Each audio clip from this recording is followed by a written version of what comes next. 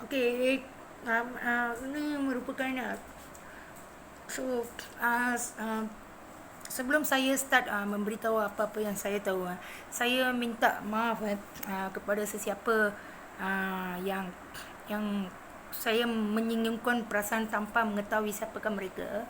So sampai hari ini saya pun tidak tahu kenapa hidup saya jadi begini dan siapakah puncanya dan dari mana puncanya datang. So saya tidak menyalahkan sesiapa, tidak tunjuk jari kepada sesiapa, hanya membuat video klip ini untuk tujuan uh, pembebasan keluarga saya.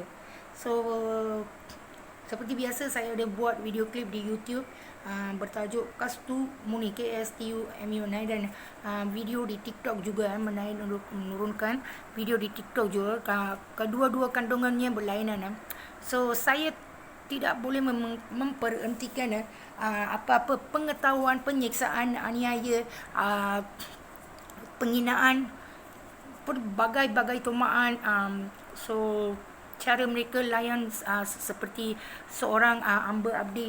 So saya kena beritahu So dulu memang turun temurun saya masuk maklum semua hanya seketika kahwin, berbahagia dengan keluarganya, lepas tu akan dipisahkan dengan lain.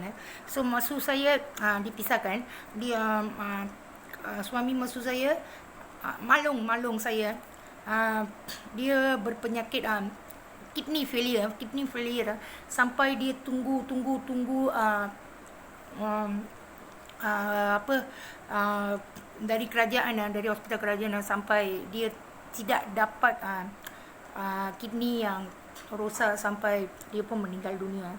So saya sudah memberitahu dari kecil semua kerja keras, hasil titik peluh, semua barang-barang emas yang dibeli dulu saya cakap dalam tahun 1990 baru RM RM15 So memang besar-besar kita, memanglah keluarga kita tak suka pakai kecil walaupun subang anting-anting yang bulat tu kena pakai tebal memang kita punya, kita rasa macam tu So sampai 3 tahun 4 tahun pun semua emas dirembat oleh sesuatu network So setiap kali saya pergi cuti ke mana-mana rumah saudara, so memang sebelum tidur ada emas yang dipakai, rantai subang dengan rantai tangan lah, apa-apalah.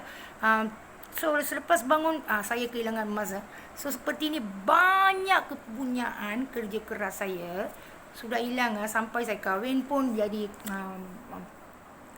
seremoni untuk baby, first baby bangle ceremony 900 mak ibu saya membelikan gelang emas. So itu pun saya tidak memberi dengan sesuka hati untuk tolong orang. Tengok budak yang saya jaga, suaminya tak pergi kerja, malas, minum, tidur. Rumah jiran lah dulu, rumah ujung sebelah. So isterinya bernama Prema dari Seremban, dia pergi Singapura untuk menyara keluarga. So budak-budak tu saya bersetuju untuk menjaganya, untuk meringankan susah hati dia bila dia pergi kerja. Ada tak budak-budak tu selamat ke apa. So 3 bulan saya jaga. So suatu hari saya tengoklah budak tu sudah demam campak, demam panas. So kereta nak pergi tarik rumah kena dihalau kerana tak bayar sewa rumah. So sebagai seorang ibu, sebagai seorang perempuan, sebagai seorang yang sedang menjaga budak-budak tu tanpa menerima apa-apa upah. So kerana mereka susah, saya ambil sajalah. So masa itu saya pergi tanya bekas suami saya, mereka dalam susah lah. Itu baby pun Syawina sudah demam campak, demam panas. So tolonglah. Dia kata tak boleh, selalunya dia sudah, bekas suami saya sudah tidur dalam masa pukul 8 5 minit dia boleh dengkur, dia boleh terus terlena tidur.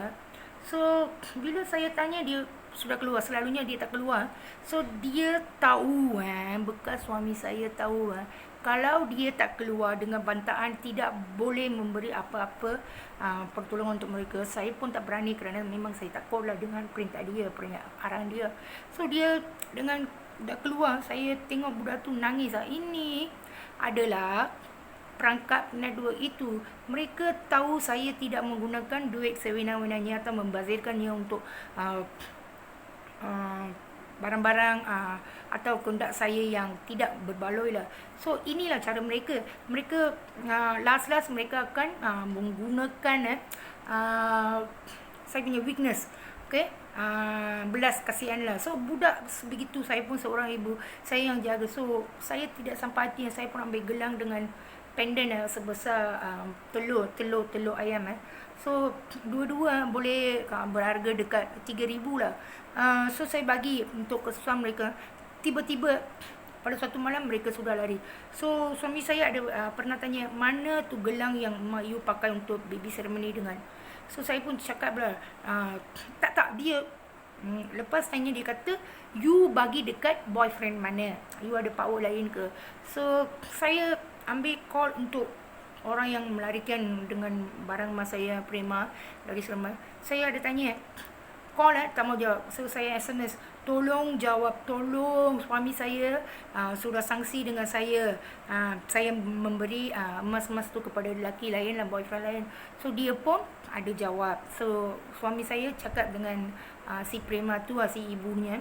So dia cakap lah, abang, sorry lah bang, saya yang akad tu, tolong saya, Kasturi tolong saya kerana anak sakit, ada kesusahan. So jangan marah. So sudah beres. Lepas anak kedua lahir, datanglah seorang kerana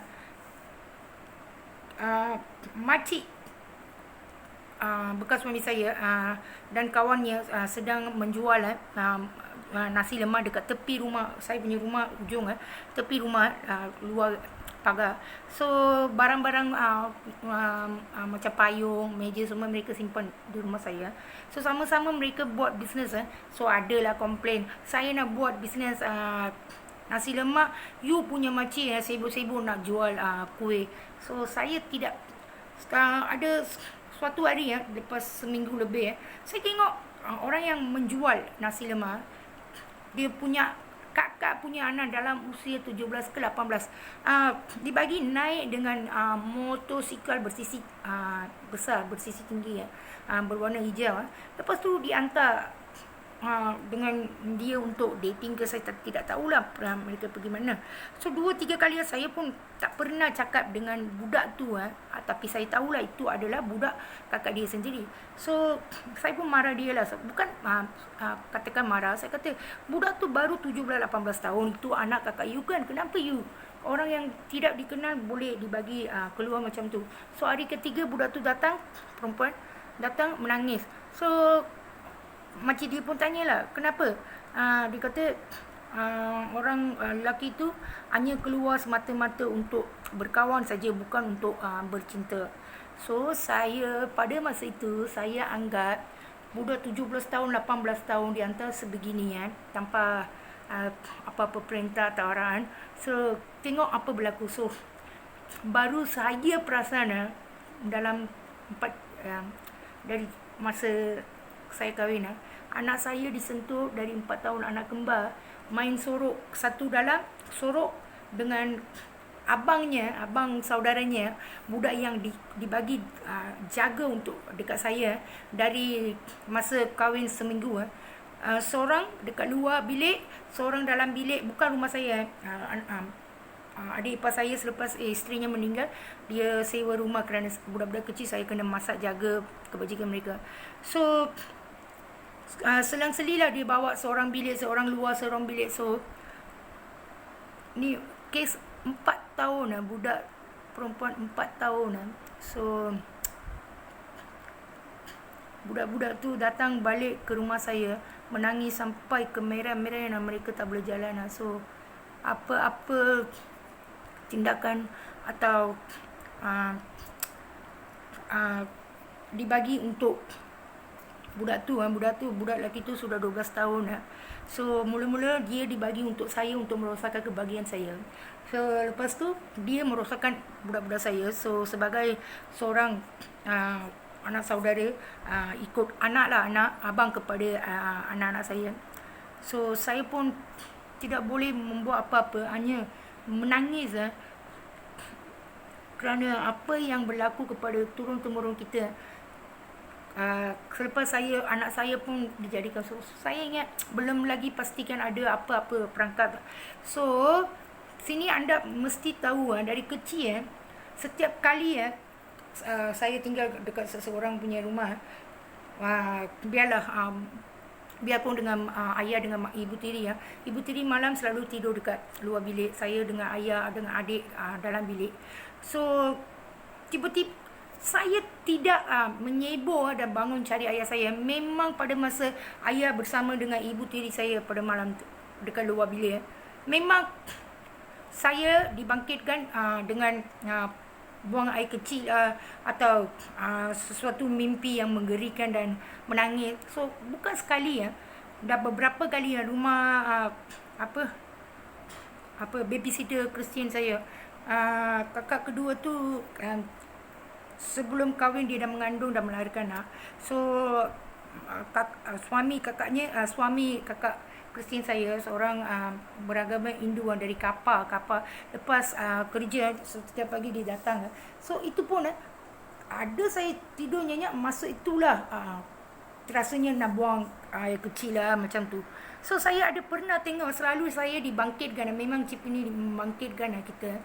So ada sekali saya tinggal lepas form 5 saya kerja dekat Malaysian Care, dekat Kristian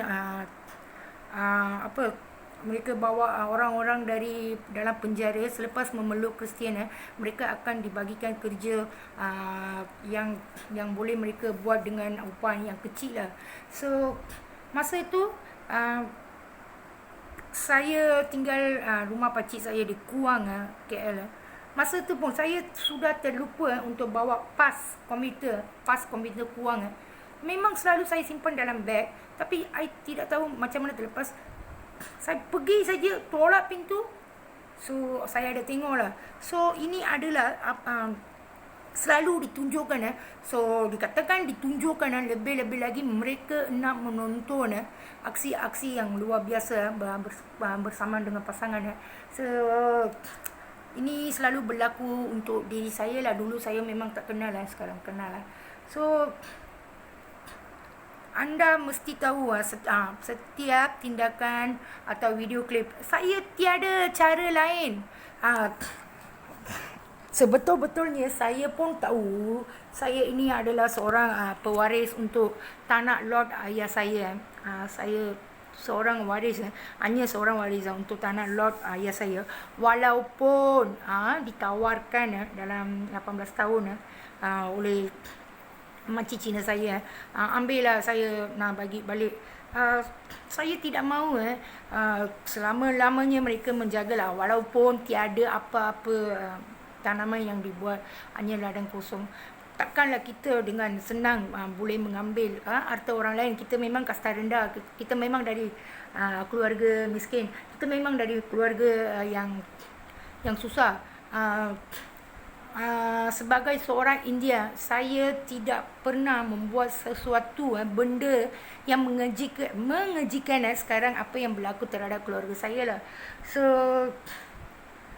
walaupun ditawarkan, saya kata tidak mahu. Walaupun ditawarkan 2 kali tanah kampung terbiar, lot terbiar dalam kampung terbiar, itu pun saya katakan tanah, harta lain orang tidak boleh menjadi milik kita, kerana kita tidak tahu apa susahnya mereka sedang mengalami. So untuk ini dengan senang wenangnya, saya ingat saya memang bekerja keras, memang pandai sungguh-sungguh kerja, tidak pernah menunjukkan penat diri ke atau merungut ke untuk membuat pelbagai-bagai kerja. So saya seperti biasa, walaupun saya tahu apa kebenaran hidup saya, apa kepunyaan saya, apa milik saya ditunjukkan sebagai sudah dijual lah.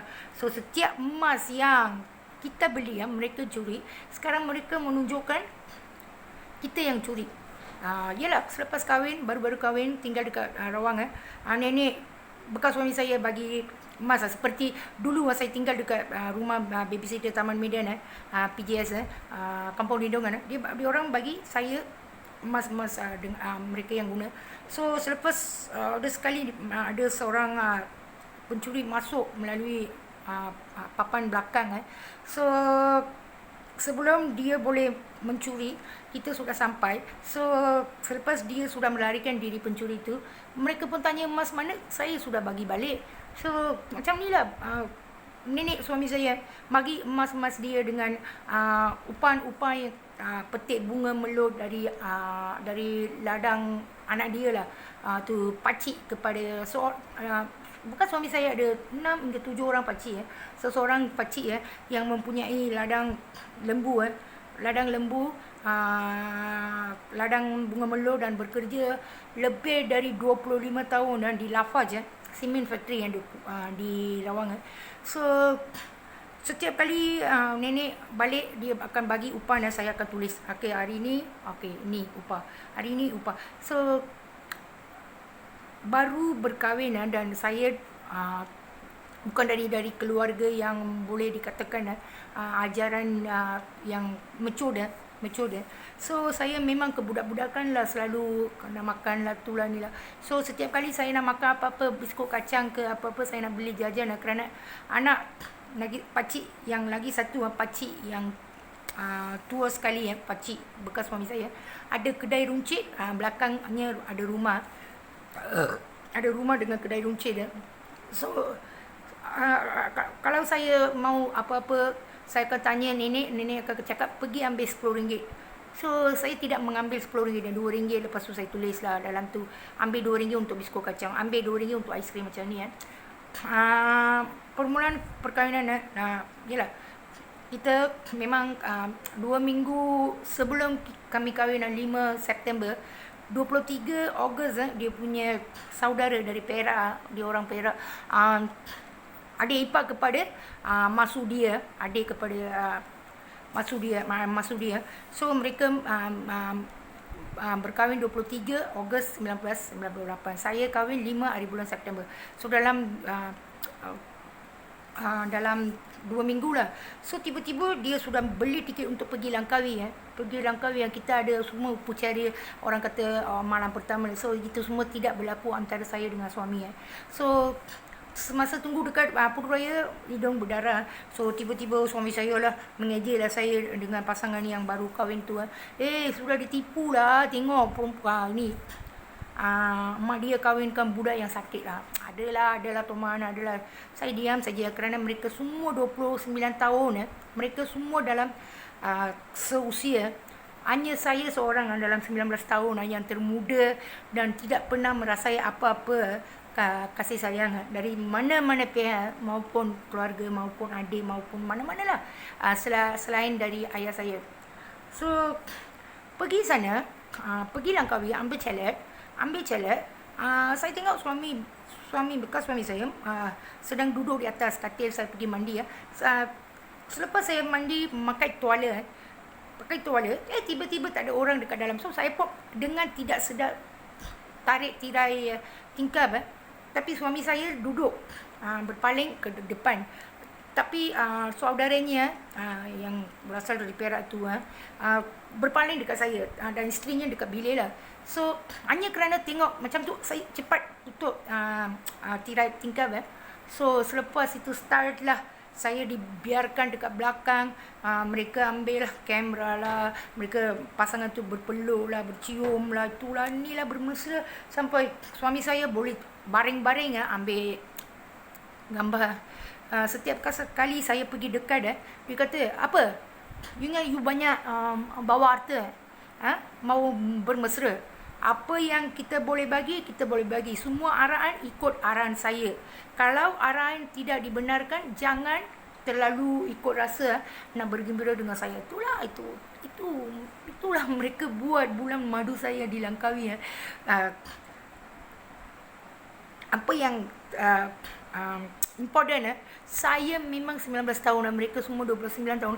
Pasangan itu yang maturity, dah dekat 30 tahun pun mereka tidak melarang atau memberitahu bekas suami saya, kenapa you layan isteri you macam tu. Tidak, mereka berseronok hanya tengok apa-apa penghinaan yang saya hadapi dari bekas suami saya. Inilah yang mereka bagi. So Um, Okeylah, memang dekat rumah anak yatim dari kecil saya duduk tu memang saya memang diperangkapkan dengan laki-laki tapi sumpah atas keluarga ibu bapa saya tidak pernah melampaui batas. Melampaui batas memang tidak pernah. Ada kalau memang di uh, dipaksa untuk bercinta walaupun tak maulah, itulah inilah. Dulu kan kita tidak tahu itu adalah perangkap. So lepas cinta, ada kala kita dibawa dekat sekolah, ada kala dipaksa untuk dating dekat belakang tandas sekolah Dharma. Saya tidak pernah buat sesekali itu. Hanya hari yang terakhir sekolah untuk form 3 nak habis itu pun bukan dinamakan dating, hanya tengok dan itu saja. So lepas itu mereka menyatakan walaupun I tak mahu cinta lah, I boleh terima apa-apa yang dibagi oleh seumpama minyak wangi impuls, baju t-shirt lah. So anting-anting bukan emas anting-anting yang boleh gantung. So dia bagi saya, bukan saya yang terima tau, kawan saya dari Seremban Syuba dari Seremban dia yang terima dan bagi saya. Setiap kali saya marah pun mereka tidak mahu mengendakkan, sebaliknya merajuk dengan saya lah, yo pasal you orang saya tersiksa lah tu. So dengan kesusahan dia, saya pun ambil sajalah. Dia pun paksa-paksa nak bagi, siapa nak macam tu So berbagai jenis. Saya tidak tahu around siapa. Walaupun sebelum saya lamun dengan cinta, terima cinta di umur 15 So percintaan surat percintaan pertama saya dari sekolah Taman Medan Kampung Leader dengan dalam 13 tahun So ini adalah kali kedua dipaksa untuk cinta. So dengan paksaan okeylah, saya kata dia pun okeylah, baik jugalah, okeylah macam tu sebelum saya menerima propose boyfriend saya bernama Sivam anak lelaki Ramadas dari kelas 3 kuning kalau tak silap saya 3 kuning kelas yang terakhir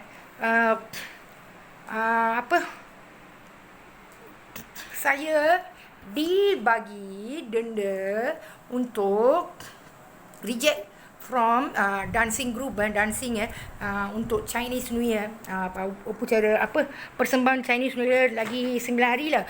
Sudah membuat lebih dari 2 minggu latihan dancing untuk lagu India. So belum saya menerima tawaran cinta dia, saya memanglah saya didakwa saya telah mula dilamun cinta. So masa tu saya pun tak perasan kenapa kawan-kawan yang lain banyak orang banyak dalam 5-6 kawan saya mereka ada boyfriend sendiri, mereka ada dating dekat belakang lift bangunan rumah kebajikan saya. Mereka boleh menari terus menari dengan pelatihan dancing mereka. Kenapa saya belum lagi dibicarakan dan tanya kebenaran?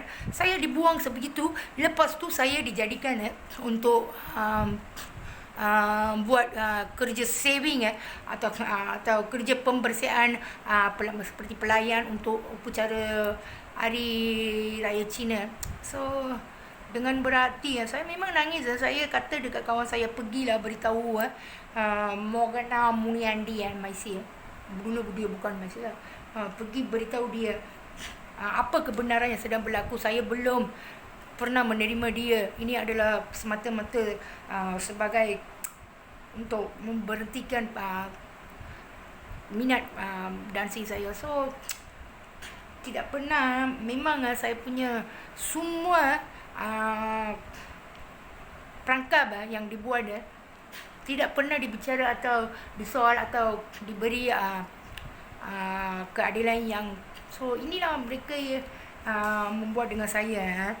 So selepas itu okey. Habis tidak pernah saya mencuri ya. Semasa nenek bekas suami saya bagi tu emas, barang-barang kemas dengan dia punya duit upah suami saya pergi kerja ke kapal. Setiap dia akan tinggal dekat sana, dekat hostel sana kapal. So setiap malam dia telefon, dia akan bercakap dengan ibunya lah selama 5 minit ke hingga 15 minit. Bila saya nak tanya dia sudah makan, okey, bye. Memang itu telefon telekom dekat rumah lain-lain. So memang saya dilayan sebegitu. Apa lagi kan?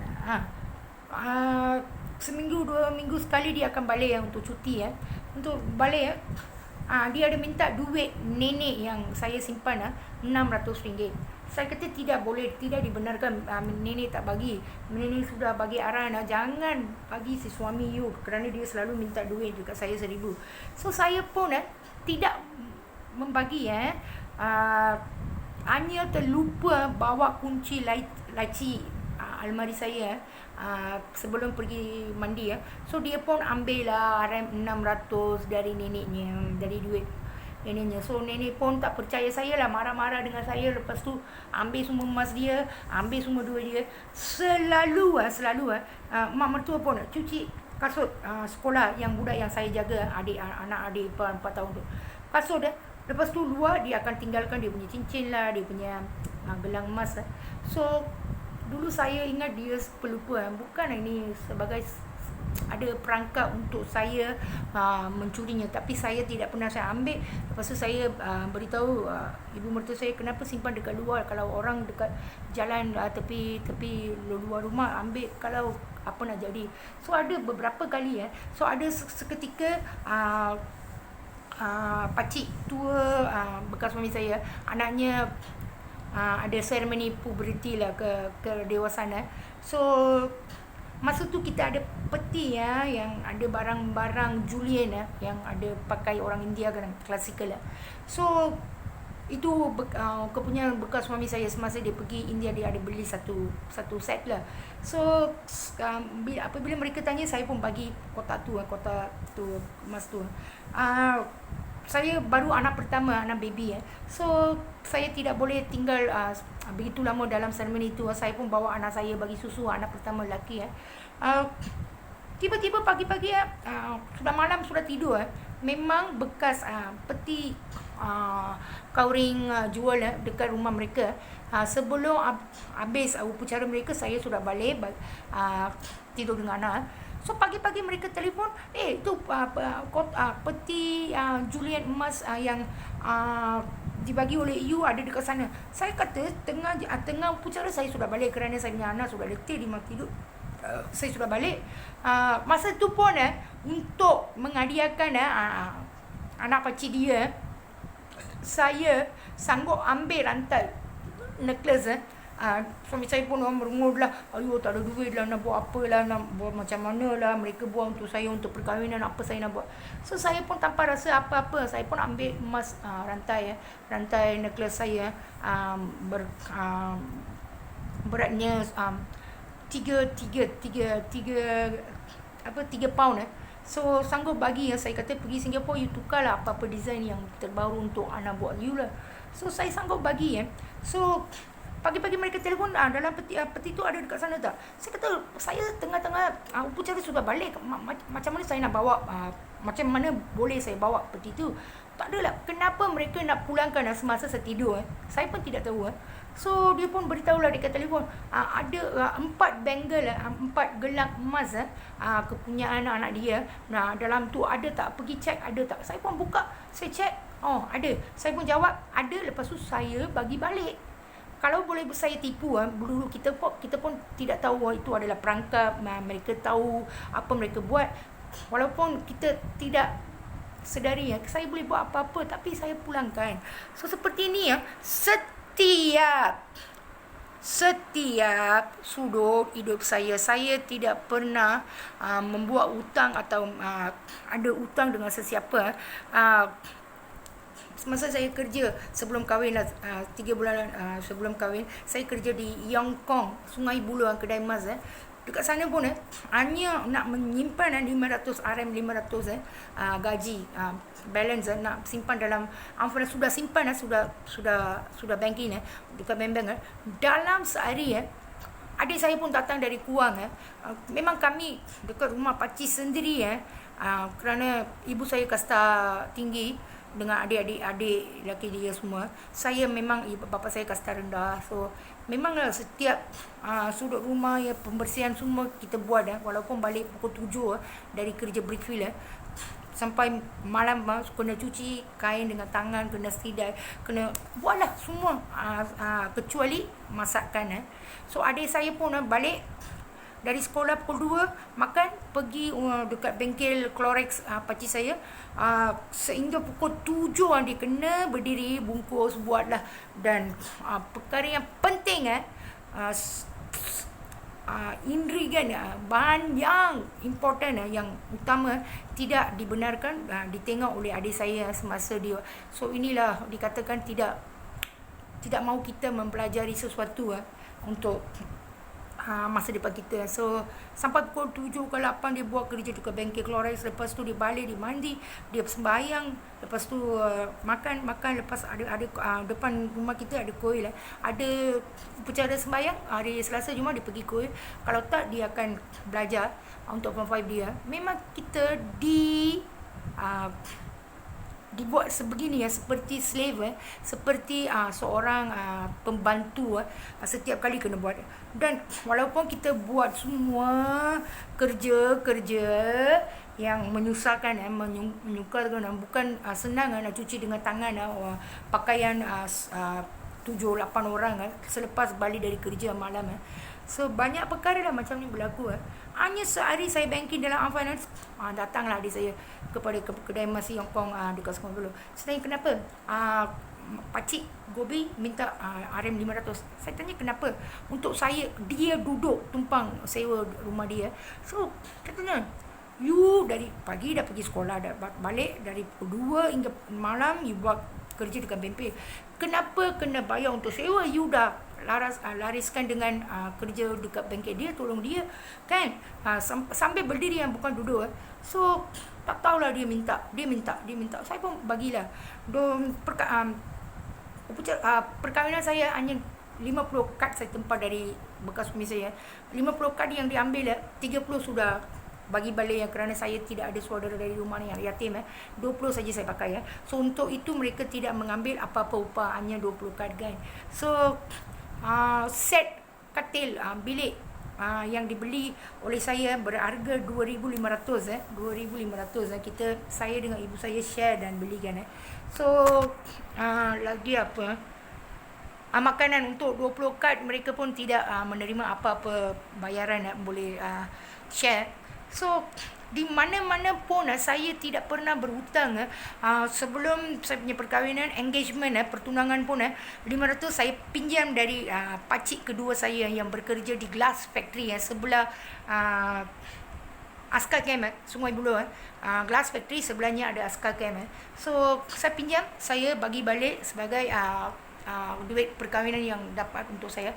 Hari pertama untuk perkahwinan hari itu suami saya upah perkahwinan dia, wang perkahwinan dia dah sampai dekat 7-8 ribu sampai ada dolar Singapura.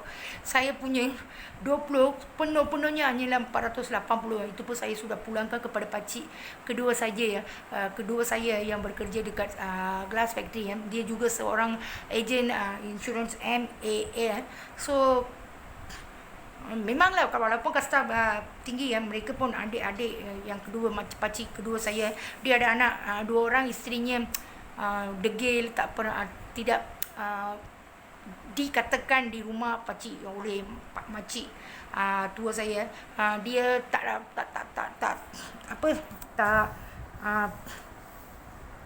tak ada keistimewaan seorang isteri lah. Dia tu malas lah kerja cincai lah, itulah selalu gaduh.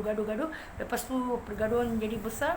Isteri kepada pakcik kedua saya sudah ambil 2 anak 2 orang balik ke rumah ibu dia. So saya sebelum saya kenal suami saya itu pun dengan paksaan lah, taruh air kunyit lah, lepas tu suruh datang depan koil lah, hanya bercakap sekadar seminit dah sudah dituduh membuat sesuatu yang tidak menyononokan dengan 2 orang belakang koil lah. So banyak tuduhan lah, banyak saya terima, semua adalah palsu. So so inilah apa yang berlaku ke atas hidup saya. Mereka kata iyalah memang betul cara persembahan koil hari besar nak bermula. So suami saya menjadi technician untuk ceret untuk koil tu. So dia tunjuk sekeping kad tu saya sebagai yang sudah menyimpan wang dalam bank finance, saya tidak pernah gunakan kad dan saya tak kenal kad ATM. So dia pun tunjuk ada tulis visa. Dia lepas itu mereka cakapkan saya seorang yang penama hidup yang kaya lah. Tengok visa kad, tengok itu pun kereta. Semua saudara bekas suami saya, budak-budak kawan-kawan saya, memang saudara dengan bekas suami saya. Mereka ada pertalian saudara lah. So sebelum dia beritahu tu kerana tengok kereta itu yang kereta Vira sedan berwarna biru 9811. So memang pengetahuan sudah dibagi oleh saudara-saudara perempuan yang sebagai kawan saya, itu kereta bapa dia lah. So ini saya tanya ni kad apa? Kalau bisa, walaupun ATM saya tak kenal, manalah saya tahu ATM. So memang saya difitnah. Saya minat dengan suami saya kerana pikat dengan kekayaan dia. So inilah dibuat. Tapi perkara yang sebenarnya adalah memang sudah ada sesuatu kumpulan yang sedang menunggu untuk menahan kehidupan saya. Ini adalah ketetapan yang sudah diadakan oleh network ini. So semua kebetulan sudah disembunyikan. Ada pernah sekali 4-5 tahun lepas bekas suami saya datang rumah, saya pun duduk sedang minum arak alkohol. So saya pun depan-depan duduk di ruang tamu ni. Saya tanya, ada tak saya buat jahat dengan you? Ada pernah tak saya bantal dengan you? Ada pernah tak saya tak ikut perintah you? Apa-apa you buat, apa you bully, apa yang you bagi, apa pun you marah, ada tak pernah saya membantah ke atau menjadi seorang perempuan yang tidak mengikut arahan? Lepas tu suami saya memang tunduk bekas suami saya. Lepas tu meminta maaf. Semuanya 100% adalah kesalahan saya. Saya yang buat tak jaga you dengan baik, tak pernah layan you sebagai seorang isteri yang baru kahwin dan tidak pernah memahami mentaliti you datang dari rumah kebajikan yang berumur lebih muda dari dia lah, 8-9 tahun lah saya lebih muda. So memang selepas kahwin dah bagi selalu dibuli, tepi-tepi jalan dibiarkan. Memang orang lain dekat KL pun rumah kebajikan, kalau pergi untuk tulis SPM pun saya tidak tahu pergi mana-mana. So datang dekat sini budak yang dibagi jaga anak adik ipar 22 hari bulan 2. Memanglah semua perangkap yang dibuat adalah nombor gandaan dengan 4 22 ke 13 ke macam ni lah. Adik saya pun memang 4 So sudah dibagi sebegini setiap kali apa-apa dia buat memang dengan tangisan dan tak ada suara keluar, hanya air mata keluar, kena pukul terus-terus ke lebam, pukul sini hidung bengkak. So memang kejam pukulan. So dulu saya tak tahulah kenapa mereka boleh pukul. So inilah arahan mereka untuk memukul dengan seboleh-bolehnya sehingga boleh mencederakan dan merosakkan data. Mungkin.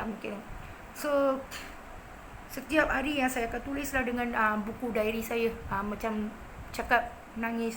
So ada buku diary yang besar setiap hinaan, seksaan yang saya dibuat. Dan setiap kali nak keluar, seminggu sekali nak pergi Pasir Gudang, rumah saudara dengan anak adik ipar, ada sajalah dia pergi nangis lah, ada secret whisper. So dengar tiba-tiba dia berhenti kereta bekas suami saya, keluar. Saya kata, kenapa? Ada you marah ni Satya?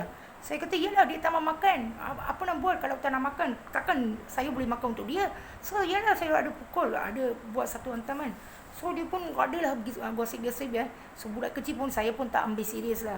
Tapi saya untuk menjadi orang yang baik, nak budak tu makan, dia sesuap sampai setengah jam pun dia boleh letak dekat mulut tak telan-telan. So memang sudah tak sabar lagi yang orang yang baru kahwin belum pernah menjaga anak-anak kecil. So keluar. Saya tidak mahu menerima perintah dia kerana saya takut. Saya tidak tahu tempat-tempat dekat sini, dekat yang baru datang dekat sini, ke Sri Alam, Suria, Jalan Suria. So saya nak keluar, bukan engkar dengan perintah dia lah, tapi takut. So kerana saya tidak keluar, dia pun keluar dari kereta, dia pun akan mula jalan di jalan raya yang tempatnya adalah Sri Alam. Ada koil bertentangan, 2 koil bertentangan, tepi jalan ni, tepi jalan. So saya pun buat apa nak buat, dia nak jalan, apa nak buat, saya tidak tahu mana apa nak buat. So tidak tahu tempat. So saya pun keluar lah. Okey, saya kata okey, sorry, saya sudah keluar. So saya pun duduk lah, ingat dia akan balik kan, kerana marah lah. Dia pun ambil kereta, pergilah Pasir Gudang. Orang kata Macan kan, saudara Macan, Surais, dekat Taman Mawar, isterinya Kasturi. So pergi Taman Mawar, saya pun duduk. Tak tahu mana arah nak balik kan. So duduk, saya pun sampai sudah mula nangis lah. Kenapalah hidup saya sebegini, orang tak kenal tempat ni pun dibiarkan sebegini. So saya harap, dengan harapan yang penuh,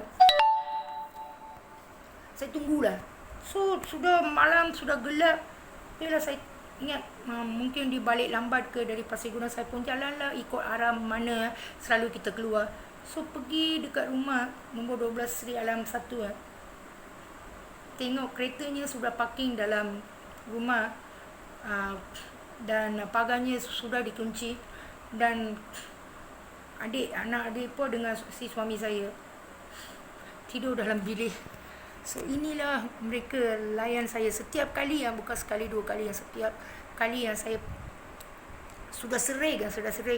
Memang 30 hari, mungkin 25 hari saya memang dengan seksaan, dengan pukul, dengan hinaan, dengan cacian, apa-apalah. Hanya kerana membersihkan, mencuci kereta baru dia, hanya kerana meletakkan good morning towel yang air yang basah, terlupa letak atas bonnet dia. Dia balik, dia ambil tu towel, dan tempat letak towel tu sudah menjadi sikit cerah, macam keputihan. So ditanya, kenapa, apa you buat? Saya kata saya cuci kereta, lepas tu terlupa nak ambil towel yang basah tu. So itu pun kena pukul. So saya ingat memang tidak biasa dengan kenderaan. So saya pun ingat, kereta baru memanglah dia marah. Orang beli macam tu, kita boleh rosakkan macam tu. So saya ingat macam tu. Pagi-pagi saya tengok warna kereta dengan bonnet dia sudah setara. So saya ingat, saya tak pernah naik kenderaan dan saya tidak mengetahui apa-apa tentang itu. Kenapa dia tidak tahu? Hanya sekarang dia sampai dah kering, dah masa kering, memang warnanya dah bertukar biasalah. So untuk itu semua saya kena pukul. Untuk hanya menarik brake, handbrake, dia punya sarung sudah terkeluar tau. Saya ingat, sudah rosak ke apa, nak cuci luar tempat kereta. Hanya sedikit saya handbrake turunkan, dia macam terlalu laju, tarik, dia punya sarung sudah keluar. Untuk itu pun kena pukul. Lepas pukul, dia ambil sarung tu, lepas tu hanya sarungkan, sudah jadi okey. So untuk perkara-perkara sebegini bukan pukulan yang biasa, sampai sakit kepala berhari-hari, berminggu-minggu. Setiap kali saya tulis ada diary besar, selalu saya nangis setiap hari bulan, setiap hari apa berlaku, apa saya tanya dia, apa dia buat. So perangkap yang network yang sedang spy dari dalam badan saya, mereka tahu semua rahsia dalam buku tu. Saya dulu memang saya tak perasan kan, semua rahsia tu hanya saya, buku tu dengan orang yang baru saya sedar mereka network ini tahu kan. So saya simpan di atas uh, ada satu blog dekat atas bilik kedua. So saya letak dekat storeroom tu mereka beritahu adik saya ambil buku itu dan dibagi untuk jual. Dan semua bukti-bukti dan kesedihan saya adalah buku itu. Dan setiap kali walaupun dah bertahun-tahun kita boleh refer balik yang apa setiap hari saya diperlakukan, macam mana saya dibuli, dihina. So bukan untuk menunjukkan bukti kepada orang lain lah, untuk memori saya macam mana seorang punya diary, personal diary hanya saya tahu, buku tahu, dan hanya sekarang saya sedar mereka spying dalam bilik. So mereka ini memang seorang network yang jahat, memang jahat. Kerana kesengsaraan yang dialami tidak ada orang untuk di-share dengan sesiapa, tiada orang untuk di-share. So kita tulis setiap penderitaan kita dalam buku. So mereka suruh adik saya mengambil, dan setiap kali dari kecil semua kerja keras saya buat adik saya lena.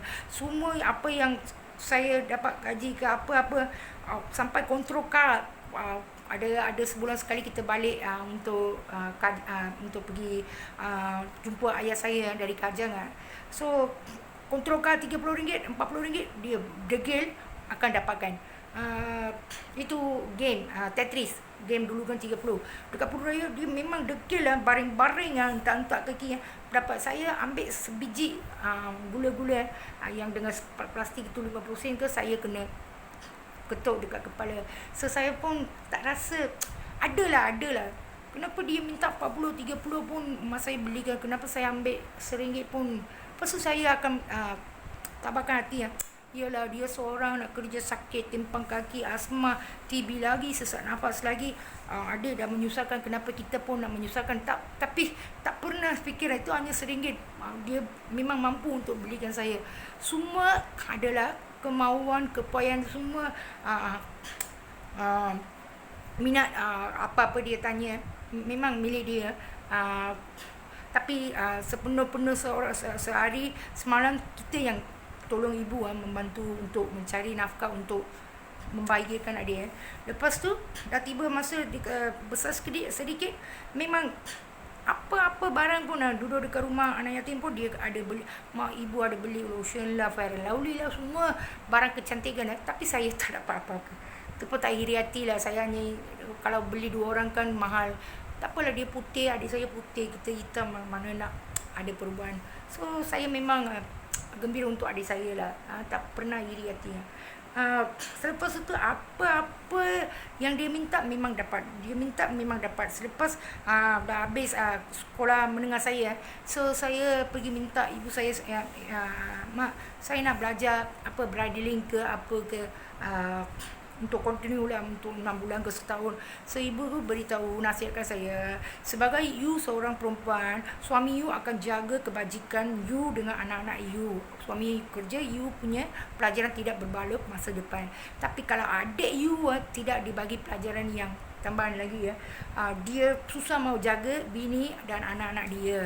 So gaji saya hanya seorang boleh mampu sambung belajar. So saya bagilah 2 tahun 250 bagi adik saya, software engineer, bagi dia belajar dekat Olympia lah, Cosmo Point lah, beli motor lah 1,800, trading motor yang dipakai oleh saya untuk pergi balik kedai ke. So kerana paksaan adik saya dia susah nak dapatkan buzzer, so saya bagi motor EX5 nombor 42, enjin lama lah, 4268 4268 trading tukar 1,800 dalam sebulan 2 bulan dia sudah diseronok ikut kawan anak seorang datuk bernama Kumar lah, Innova, dekat Innova 3 couple, 3 pasangan pergi untuk Genting So motor dia dicuri sebelum tu sudah dipecahkan locknya di tempat dia belajar Cosmo Point So dia tidak mengambil apa-apa inisiatif untuk tukar lock itu. So dengan excited, diorang pergi dengan Innova, pergi untuk Genting Island. Selepas balik, motor baru dalam 3-4 bulan dah kena curi. So kenalah saya di sini kerana sudah banyak kali suami saya larang, jangan buat, ada you tak mampu jaga atau membayar ansuran motor tu, nanti apa-apa terjadi, you memang kena berasa. Yalah, itulah adik saya yang buat, bawa dah 8 tahun cinta dekat KL. Ex-girlfriendnya duduk dekat apartmen Selayang, berdekatan dengan Pasar Borong Selayang. So ada dua-dua ex-girlfriend dia pun dalam hari jadinya 4. So ada mereka memang macam serasi lah, pergi pub, menari seronok macam tu. Dia orang ada kerja dekat kerja mana calling center. So mereka seronok lah. Ada satu hari kerana terlalu mabuk, so tidak tahu apa masalah antara mereka di jalan Ipoh KL. Itu adalah kereta milik ex-girlfriend, ayah ex-girlfriend adik saya. So dia ambil charger dari kereta, pukul kepala. Entah, dia memang manja, memang bapa dia kaya, sebulan 30,000 40,000, memang rumahnya besar, kaya raya. Budak yang manja, Priya Kasturibai nama dia. So dia ambil charger, adik saya ambil charger, pukul dengan jeritan, kan manja, dengan jeritan yang kuat. Datang sekumpulan Melayu, sekumpulan Melayu, dan ambil sesuatu dari jalan raya seperti batang ke kayu ke, memukul balik. Lepas tu budak itu, girlfriend, ex-girlfriend dia, mengambil kereta, dah beredar. Lepas tu tiada apa-apa perhubungan dengan mereka lah. So malam tu juga dia telefon dekat tepi jalan raya, Jalan Ipoh. So saya pun kata, you just take the bus, pukul berapa you bus, you ambil, saya banking sekarang. Dan pagi dia dah sampai. Lepas tu saya bagi dia duit untuk pasport, saya bagi dia. Sementara dia tak dapat kerja, semua apa yang dia mahu, dia memang dah alkoholikan. So saya takut dia kan ada sekali dia nak keluar kerana putus cinta 8 tahun. So I tidak mahu ikut adik saya pergi pub, dan dia paksa saya, sampai ibu saya paksa saya kerana takut dengan keselamatan budak jantan. Dia bawa saya ke JB Pub, Garuda Pub, kerana kesalahan yang dia buat. Sampai 4-5 tahun dah saya kena pukul setiap tempat. Dulu saya tidak tahu apa alasannya. So kenapa saya selalu kena bully. Baru dia orang beritahu, you ada buat apa-apa kekecewaan di Garuda Pub. Bukan saya, adik saya. So setiap kali apa yang dia buat dalam masa kita duduk dengan rumah babysitter kita, lepas ayah saya meninggal dalam setahun tu, masa itu pun dia pergi makan dekat rumah orang lain. Seminggu 2 minggu lah, yang orang yang mengantar kita, dia pun pemandu taksi bernama Munusami. Rambutnya semua macam seiras dengan Abdul Kalam lah, Datuk. So dia punya rambut memang putih, memang semuanya putih macam style Abdul Kalam. So dia yang membawa dan menempatkan kami di Operation Piala Society. So dia selalu, adik saya, memang kita selang-seli saya sekolah tengah hari, dia sekolah pagi. So selalu dia pergi makan rumah tu. Saya tidak pernah tahu mereka. Hanya sekali dia orang hari Sabtu kan kita bersama-sama pergi jual kuih. So pada satu hari pasangan tua tu panggil adik saya. So saya tanya siapa tu. Saya selalu makan, mereka bagi makan. So untuk ini kerana rumah belakang mereka, jiran belakang orang yang bagi makan untuk adik saya Munusami, MIC, pemandu taksi.